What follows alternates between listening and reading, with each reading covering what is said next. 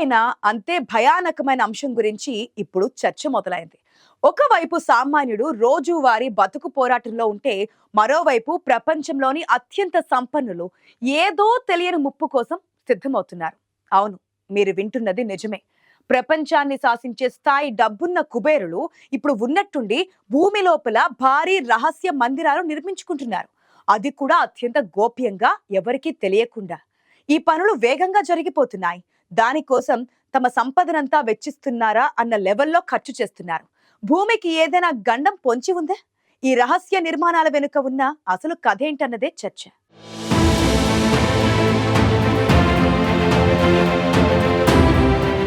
Hawaii దీవుల్లోని దట్టమైన అటవీ ప్రాంతం అది. అక్కడ మార్క్ జుకర్బర్గ్ వంటి దిగ్గజాలు వందల కోట్లు వెచ్చించి ఓ భారీ సామ్రాజ్యాన్ని నిర్మిస్తున్నారు. కానీ ఇది ఆకాశంలోకి ఎత్తైన భవనం కాదు, భూమి లోపలికి వెళ్లే ఒక అధునాతన గుహ. బయటి ప్రపంచంతో సంబంధం లేకుండా ఏళ్ల తరబడి బతికేలా ఈ నిర్మాణాలను తీర్చిదిద్దుతున్నారు.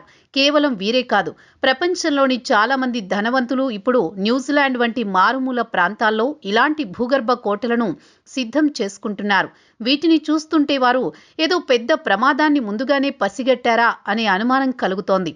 సామాన్య ప్రజలు ఏమైపోయినా పర్వాలేదు, తాము మాత్రం సురక్షితంగా ఉండాలనేది వారి ఆలోచన, లేక మన ఊహకు అందని విపత్తు ఏదైనా రాబోతోందా? ఈ ప్రశ్నలు ఇప్పుడు ప్రపంచాన్ని కలవరపెడుతున్నాయి. అసలు ఎందుకింత హడావుడి? మనకు తెలియని, వారికి మాత్రమే తెలిసిన రహస్యం ఏదైనా ఉందా?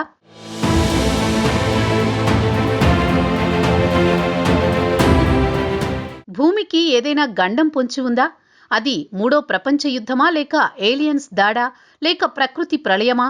ఈ రహస్య నిర్మాణాల వెనుక ఉన్న అసలు కథ ఏంటో తెలిస్తే మీ వెన్నులో వణుకు పుట్టడం ఖాయమంటున్నారు నిపుణులు. ఈ భూగర్భ కోటల లోపల ఏముందో తెలిస్తే ఆశ్చర్యపోతారు. ఇవి కేవలం దాక్కునే గదులు మాత్రమే కాదు, లోపల చిన్నపాటి ప్రపంచమే ఉంది. సంవత్సరాల తరబడి బయటకు రాకపోయినా బతికేలా సొంతంగా ఆహారాన్ని పండించుకునే ఏర్పాట్లున్నాయి. మంచినీటి శుద్ధి కేంద్రాలు, నిరంతర విద్యుత్ సరఫరా, ఆసుపత్రులు, వ్యాయామశాలలు, ఒకటేమిటి మనిషికి కావలసిన సకల సౌకర్యాలు అక్కడ ఉన్నాయి. బయట ప్రపంచం మొత్తం నాశనమైపోయినా లోపల ఉన్నవారు మాత్రం దర్జాగా బతికేలా వీటిని డిజైన్ చేశారు. పటిష్టమైన ఉక్కు తలుపులు, బాంబు దాడులను తట్టుకునే కాంక్రీట్ గోడలతో ఇవి నిర్మితమవుతున్నాయి. అంటే బయట అణుబాంబులు పేలిన, భయంకరమైన తుఫానులు వచ్చినా వీరికేమీ కాదన్నమాట.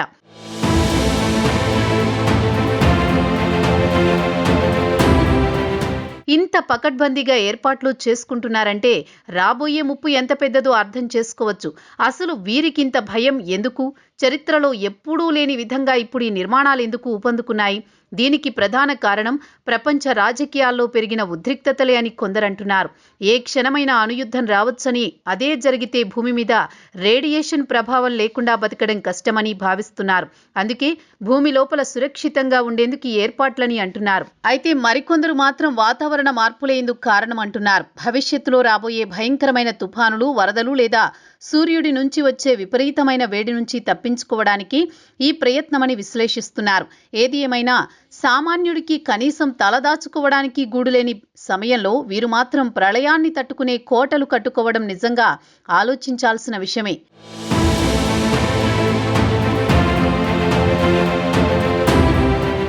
ఇక్కడ మరో కోణం కూడా ఉంది. ఇది కేవలం ప్రకృతి వైపరీత్యాల కోసమే కాదు, సమాజంలో జరిగే తిరుగుబాట్ల నుంచి తప్పించుకోవడానికి కూడా అయి ఉండొచ్చు. ఆర్థిక అసమానతలు పెరిగిపోయి ప్రజలు తిరగబడితే వారి ఆగ్రహం నుంచి తప్పించుకోవడానికి ధనవంతులు ఇలాంటి సురక్షిత ప్రాంతాలను ఎంచుకుంటున్నారని సమాచారం. అంతేకాదు, భవిష్యత్తులో కొత్త రకమైన మహమ్మారులు ప్రబలితే వాటి బారిన పడకుండా ఐసోలేషన్లో ఉండడానికి ఇవి ఉపయోగపడతాయని వారి ప్లాన్.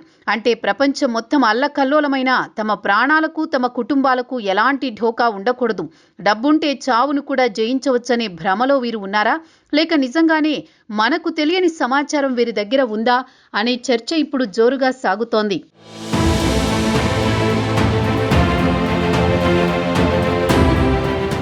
చివరగా ఈ పరిణామం మానవాళికి ఒక హెచ్చరిక లాంటిది. టైటానిక్ నౌక మునిగిపోతున్నప్పుడు లైఫ్ బోట్లు కేవలం ధనవంతుల కోసమే ఉన్నట్లు రేపు భూమికి ఏదైనా ఆపద వస్తే బతికేది కేవలం ఈ కుబేరులేనా?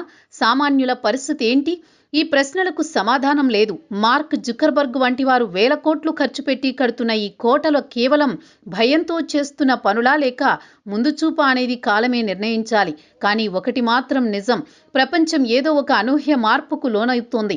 అది యుద్ధం రూపంలో అయినా రావచ్చు, లేదా ప్రకృతి విలయం రూపంలో అయినా రావచ్చు. ఏది వచ్చినా మేము సిద్ధమని ధనవంతులు సంకేతాలిస్తున్నారు. మరి సామాన్యుడి గతి ఏంటి అన్నదే ఇప్పుడు $1 మిలియన్ ప్రశ్న.